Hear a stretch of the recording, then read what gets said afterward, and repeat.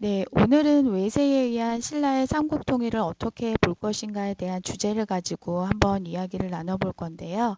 우리가 그때 당시에 그 삼국 한반도에 대한 그 배경과 또 우리 한반도는 항상 중국과 밀접한 관계가 있기 때문에 중국은 또 어떤 상황이었는지 잠시 알아보고 이야기를 나눠보도록 하겠습니다. 당시에 고구려와 백제는 4세기와 5세기 무렵에 전성기를 맞이하였고 또 신라는 그보다 늦은 6세기 이후에 이제 어떤 국가적인 틀이 잡히고 성장을 이룩하고 있었습니다. 근데 그 삼국 간에 아무래도 한반도의 삼국 간에 이제 힘겨루기가 당연히 있을 거고 이런 상황에서 동아시아의 어떤 동아시아와 어떤 밀접하게 연관이 돼 있는데요. 특히 중국과 저희는 항상 그 영향이 굉장히 미치게 되었습니다. 중국에서는 당시에 이제 위초고의 삼국시대가 끝나고 남북시대로 이어지는 이제 분열기를 거치고 있었고요. 또 수나라와 당나라의 통일제국 시대로 이어졌습니다. 그 삼국에 앞서서 이제 중국이 어떻게 변화하느냐에 따라 그 한반도 내에서도 굉장히 복잡하게 이제 변화가 이루어졌는데요. 사실 신라는 5세기 중반에 고구려의 영향을 굉장히 많이 받고 있었는데, 고구려가 그때 당시에 이제 권력에 의한 이제 내분이 일어나서 혼란을 맞게 되자 신라와 백제가 이제 기회를 엿보고 연합을 해서 한강 이남의 땅을 회복해서 동쪽에는 신라, 또 서쪽에는 백제가 이제 차지하게 됩니다. 수나라가 이제 중국을 통일하고 나니까 아무래도 영토를 확장하기 위해서 이제 한반도를 넘보게 되는데요.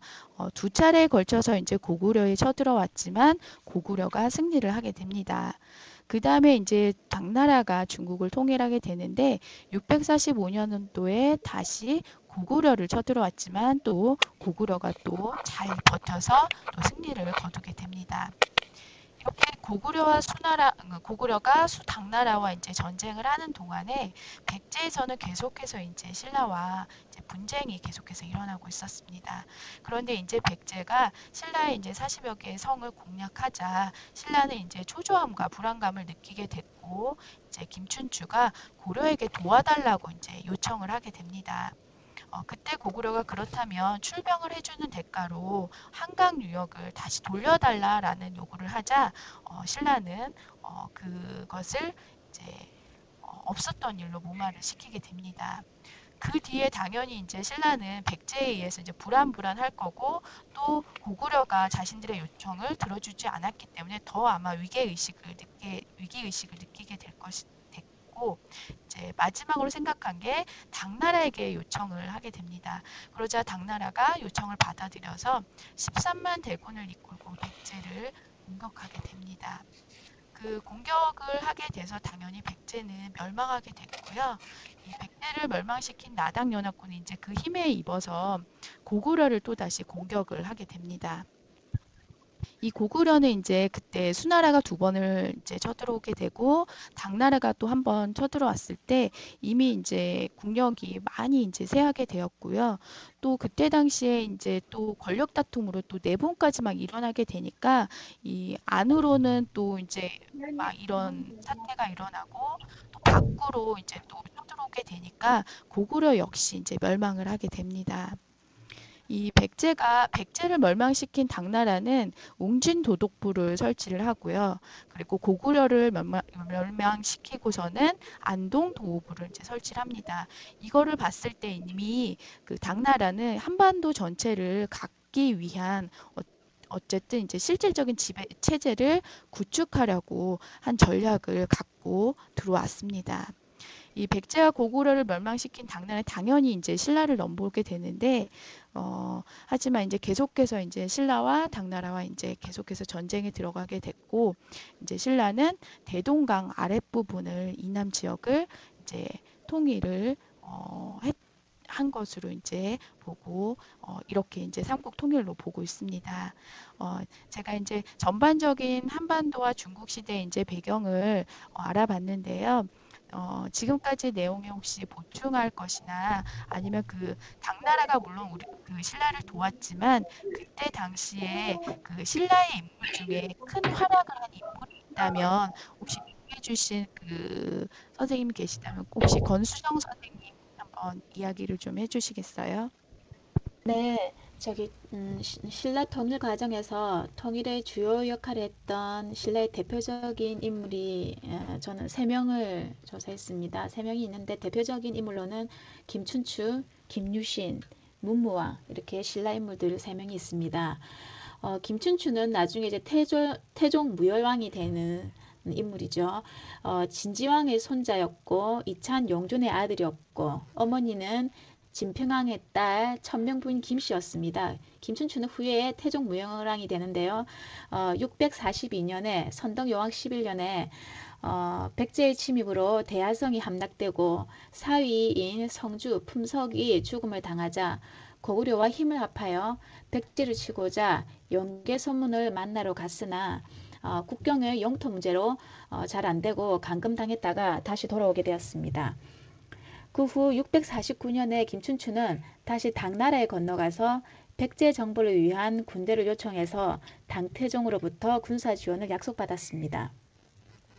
김춘추는 654년 왕위에 오른 다음에는 이제 율령을 새로 정비하는 등 왕권을 강화했습니다. 태종 무열왕이 된 이제 김춘추는 강화된 왕권을 바탕으로 백제와 고구려를 공격하였습니다.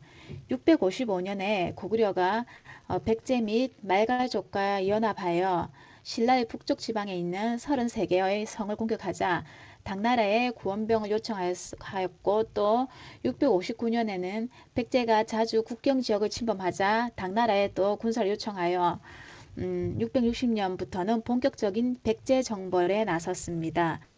그해 음력 7월에 나당연합군은 의자왕의 항복을 받아내며 내어서 백제를 멸망시켰습니다.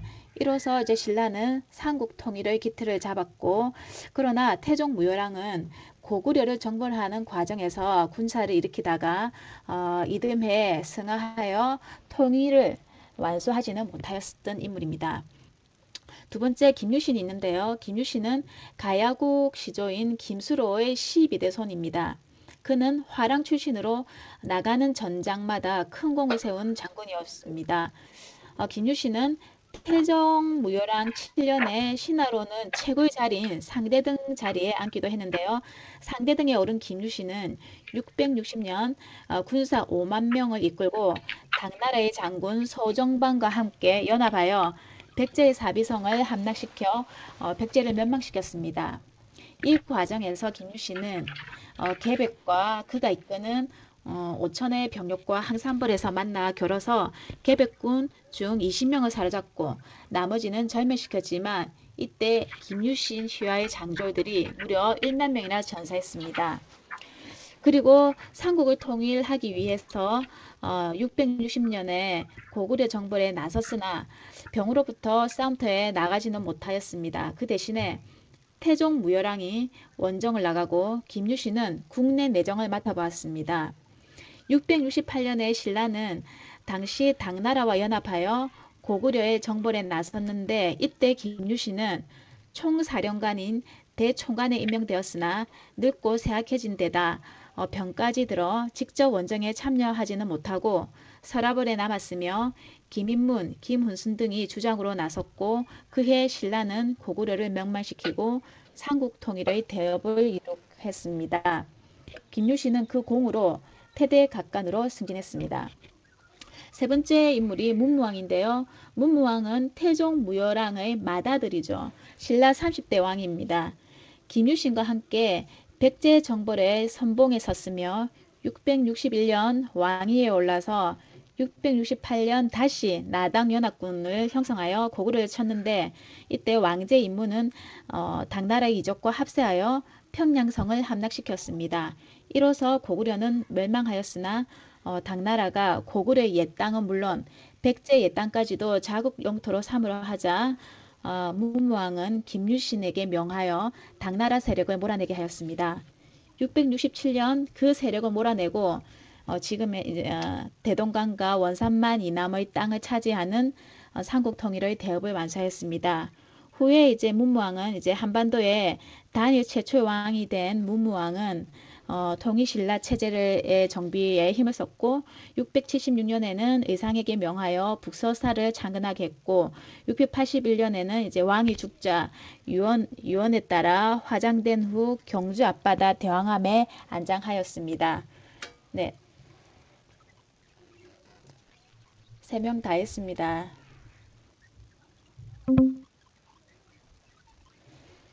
지금 선생님이 쭉 얘기를 해주시니까 어떤 그 흐름이 김춘추부터 시작해서 문무왕까지의 어떤 흐름이 쫙 잡히면서, 그리고 또 마지막에 당나라를 그 한강 이남 지역에서 그 지역을 당나라를 몰아낼 수 있었던 건 문무왕과 김유신 장군의 그 업적이 굉장히 컸다라는 걸 또 새로운 것을 알게 됐습니다. 네, 권수정 선생님 감사하고요. 그렇다면 이제 쭉 저희가 그 신라의 어떤 큰 임무를 했던 그런 음, 그런 것과 또 그 당나라의 힘을 빌려서 이 통일을 했다라고 보는데, 그렇다면 한반도 전체를 통일한 그 의미에서 이제 통일신라라고 불리는 것이 맞는지, 아니면 그 대동강 이남 지역만 차지한 남북국 시대로 불리는 것이 맞는지, 우리 선생님들의 어떤 생각을 한번 들어보려고 하는데, 짧게 한번 어떻게 생각을 하고 계신지 우리 이은정 선생님과 이완진 선생님, 권수정 선생님, 이렇게 한번 어떤 지금까지 들어본 자료를 기반으로 해서 어떻게 생각하시는지 말씀 좀 해주시면 좋을 것 같습니다. 먼저 이은정 선생님 얘기 좀 해주시겠어요? 네. 아, 저는 이거를 이제 그러니까 처음에는 단순히 내용 조사를 하다 보니까 그냥 이제 신라의 통일에 이제 그 한계성이 많이 부각이 되면서 통일신라의 이런 그 신라가 통일한 데 대한 부정적인 뜻을 가지고 있었거든요. 왜냐하면 이제 발해사를 우리나라 역사로 편입시키느냐 안 시키느냐에 따라서 이제 이 통일신라를 인정을 하느냐 아니냐라는 그런 내용하고 관련이 있어서 예, 그쪽으로 갔었는데 지금 공부를 쭉 하다 보니까 이게 그 이제 옛날에 이런 사실들이 지금 현재 관점에서 다시 이렇게 시대별로 새롭게 해석이 돼서 나타나더라고요. 그래서 사실 지금은 조금 약간 반반인 상황이에요, 저는. 예, 예. 네, 감사합니다. 혹시 권수정 선생님은 또 어떻게 생각하시는지, 부정적인 또 이제 그 통일신라가 맞는지 남북국 시대가 맞는지, 아니면 이 당나라의 힘을 빌린 이 통일이 신라가 통일한 거에 대한 어떤 긍정적인 관점인지 부정적인 관점인지에 대해서 좀 얘기를 해주시면 네, 좋을 것 같습니다. 네, 저는 이제 신라가 삼국 통일에 좀, 긍정적인 면도 있지만 조금은 이제 부정적으로 좀 봅니다. 왜냐하면 이제, 신라인들의 관점에서 볼 때는, 굉장히 신라의 삼국 통일이 자주적이고, 신라 입장에서 봤을 때는 온전한 한반도 통일이라고 볼 수 있겠지만, 신라의 한국 통일 이후에 이제 676년 이후에 한반도의 많은 부분을 잃게 되었고 우리 뭐 고구려 뭐 이런 옛 만주 이런 걸 다 잃어버렸고 당에게 다 내주었기 때문에 결과적으로 봤을 때는 굉장히 부정적이고 그리고 이제 대동강을 밑에 경계로 아래 지역만 차지했기 때문에 그리고 이제 또 그 과정에서 어, 고구려 민족을 모두 포용하지도 못했습니다. 못했고 차라리 오히려 저는 고려의 후삼국 통일이 다른 나라의 외세 힘을 빌리지 않았고 우리나라 최초로 한반도 전체의 통일을 이룩하였다고 생각이 들고요. 그때는 이제 후백제 유민과 통일신라 유민들, 발해 유민까지 받아들여서 실질적인 이제 민족 통일을 이룩한 것은 오히려 고려의 후삼국 통일이 아닐까 생각이 듭니다. 네, 감사합니다. 혹시 우리 오늘 이완진 선생님 쭉 얘기 들어보셨는데요. 지금 들은 자료를 기반으로 해서 한번 그 관점을 말씀 부탁드린다면 네, 괜찮을까요? 네, 알겠습니다. 네, 제 생각으로는 이게, 신라의 삼국 통일이, 역사적으로 보면 남북국 시대고, 또 다른 한편으로는 신라의 삼국 통일이 민족 통일의 시초라고 좀 생각합니다.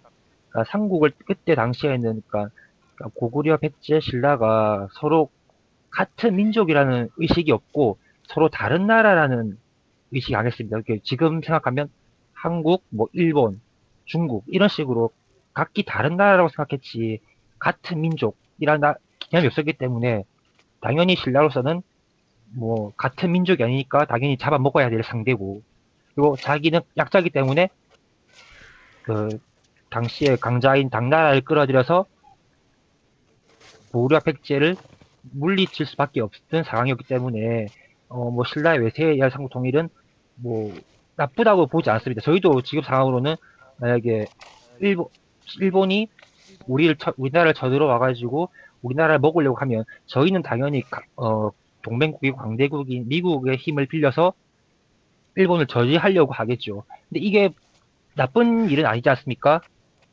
서로 다른 나라고 우리나라를 쳐들어온 나라이기 때문에 당연히 막아야 될 존재이기 때문에 그 당시에도 신라의 외세의 창성국 통일이 굳이 나쁘게만 보이지도 않고요. 그리고 이게 삼국 통일이 민족의 통합이지 역사의 통합은 아니다. 왜냐하면 신라의 삼국 통일이 그냥 삼국 통일이라고 치부를 한다면 그 위에 있던 그 발해의 역사는 되게 우리나라 역사로서 입지가 되게 좁아지기 때문에 당연히 이거 남북국 시대라고 또 보여지고요. 그리고 예, 여기까지만 하겠습니다. 네. 네, 네. 아, 또 그 우리 이완진 선생님하고 권수정 선생님 또 혹시 이은정 선생님 혹시 추가로 조금 더 의견 내실 게 있을까요? 저는 그러면 그러니까 신라가 삼국통일에 대한 평가가 시대와 입장에 따라서 이게 의견이 다양하게 나오거든요. 그래서 제가 이제 그냥 이 부분에 대해서 이제 조사를 하다 보니까 많이 이제 제 의견이 좀 흔들리게 됐는데, 그러니까 옛날에 고려와 조선시대 유학자들은 작은 나라가 큰 나라를 섬기는 이런 행동을 정당하다고 생각을 했기 때문에 당나라를 잘 섬겨서 삼국 통일을 이룩한 나라는 신라이기 때문에 신라를 매우 높게 평가하고 고구려와 백제는 대신 이 큰 나라인 당나라와 맞서서 겨루어서 싸운 죄이기 때문에 멸망하게 되었다라고 낮게 평가를 합니다. 그러다가 이제 조선 후기가 되면은 이게 발해사를 강조하는 이런 일부 실학자들이 나타나면서 이제 약간 변화가 생겨나거든요. 그래서 실학자인 유득공이 이제 발해구에서 신라와 발해가 양립한 시기를 남북 국사를 포괄할 것을 처음으로 제안을 했고요. 그다음에 김종호는 대동지지에서 이제 고구려 백제가 멸망한 뒤에 한 50년 뒤에 발해라는 나라가 다시 이제 고구려 옛 땅을 이어서 신라와 더불어서 이제 남북국을 이룬 지 200년이 되었다라고 해서 그 고려 태조가 남북국을 하나로 통일하였다라고 해서 이 고려 태조의 통일 왕조에 대한 이런 주장을 합니다. 그러면서 이제 발해사를 강조를 하면서 신라의 삼국 통일 한계가 뚜렷하게 부각이 되었다가 이게 다시 한말 그러니까 일제 식민 시대가 되면은 민족주의 사학자들에 의해서 외세의 배격을 강조를 하게 됩니다. 그래서 이제 유학자들 사이에서 중국에 대한 사대 외교를 이제 비난을 하고 비판을 하게 되면서 이제 외세인 당나라를 끌어들여서 이제 두 나라를 멸망시킨 신라의 행동 자체를 반민족적인 반역 행위라고 해서 비난을 하게 되거든요. 그래서 이제 뭐 김유신이라든지 김춘추와 같은 사람들을 이제 정말 중국의 나라를 팔아넘긴 4대 매국노라고 규정하는 이런 말까지 나오게 됩니다. 그러다가 이제 해방 이후가 되면서 이 삼국 통일이라고 하는 것을 이제 신민족주의 학자들은 이렇게 보는 거죠. 이제 삼국 시대에는 국가 의식이라는 것과 계급 의식은 있었지만 민족 의식은 없었다. 근데 이제 이것이 통일신라기에 들어오면서 비로소 민족이라고 하는 의식이 형성이 되었고, 그래서 이제 통일신라를 민족 결정기로 설정을 하고 우리 민족은 이제 그때 비로소 성립이 되었다고 판단을 하였다라고 이야기를 하면서요. 그러면서 이제 북한에 대한 이제 그 의견도 이야기를 하고 있거든요. 그래서 그 신라의 삼국 통일에 대한 평가라고 하는 것이 시대의 입장에 따라서 다르게 나타날 수밖에 없고요. 그리고 이제 저는 이제 그 한계성은 분명히 인정을 해요. 그러니까 대동강 이남에 이제 이남 지역에 한정된 영토를 가지게 되었다는 거, 그다음에 외세의 힘을 빌렸다라고 하는 그 한계성은 인정을 하지만, 그래도 아까 이야기했다시피 하나의 민족이라고 하는 의식으로서 만들어진 것은 통일신라이기 때문에 그 통일신라의 삼국 통일에 대한 그 의 자체는 어느 정도 우리가 이제 긍정적으로 받아들여야 된다라고 저희는 생각을 하고 있습니다. 네. 네, 발표 감사합니다. 세 분 선생님께서 또 자세하게 또 이제 그때 뭐 시대에 맞춰서 또 아니면은 기초적인 자료에다가 또 추가로 조사한 자료에 이렇게 해서 쭉 얘기를 해주니까 그 어떤 흐름이 신라 시대 때의 어떤 그 내용과 또 나중에 뒤로 우리가 지금까지 이제 전체적인 역사의 이 흐름이 통일 신라를 바라보는 그 흐름이 쭉 이렇게 개념이 딱 잡혔고요. 저도 이제 사실은 아까 이완진 선생님들의 내용이 다 이제 결국에는 긍정적인 관점도 있고 부정적인 관점에서도 볼 수 있는 것 같아요. 그리고 또 아까 우리 그 이은정 선생님 말씀해 주신 걸 보면 시대에 따라서 어떤 학자와 어떤 국가가 세워지고 그때 학자가 어떤 생각을 하느냐에 따라서 그 역사적인 것을 좀 다르게 해석을 하고 또 다르게 또 관점적인 면에서 이렇게 얘기를 하는 것 같아요. 그래서 저도 이제 조사한 바에 의하면 그때 당시에는 이제 한반도 전체를 민족으로 보는 개념이 조금 없었다고 하더라고요. 그런데 이제 아까 선생님들이 말씀해 주신 대로 어떤 시점에 의해서 이제 민족적인 이제 한반도 전체를 민족으로 보는 그런 개념이 쓰면서 그 후에 학자들이 이제 많은 이제 조사와 이제 그런 걸 통해서 다양하게 지금은 이제 의견이 많은 것 같고요. 음, 그 오늘 선생님들이 저는 이제 후세 입장에서 봤을 때, 한반도 전체가 다 이제 고구려까지 좀 됐으면, 좋았겠다라는 생각이 들었는데, 지금 동북공정 얘기도 오늘은 시간이 부족해서 얘기를 좀 못 나눴는데요. 이 동북공정과 이렇게 관련해서 또 생각을 해보면은 조금 이제 예민한 부분이 아닐까라는 생각이 들고요. 오늘 선생님들의 이제 다양한 관점에서 역사를 바라보고 또 준비한 내용을 통해서 이제 당시의 상황을 이해하는 데 굉장히 도움이 많이 되었고요. 그리고 또 우리의 역사를 다시 되돌아보고 또 생각을 또 다시 더 깊게 하는 시간이었던 것 같습니다. 오늘 충분하게 정말 자료 준비 열심히 해주셔서 네, 다 감사드립니다. 네, 이상입니다.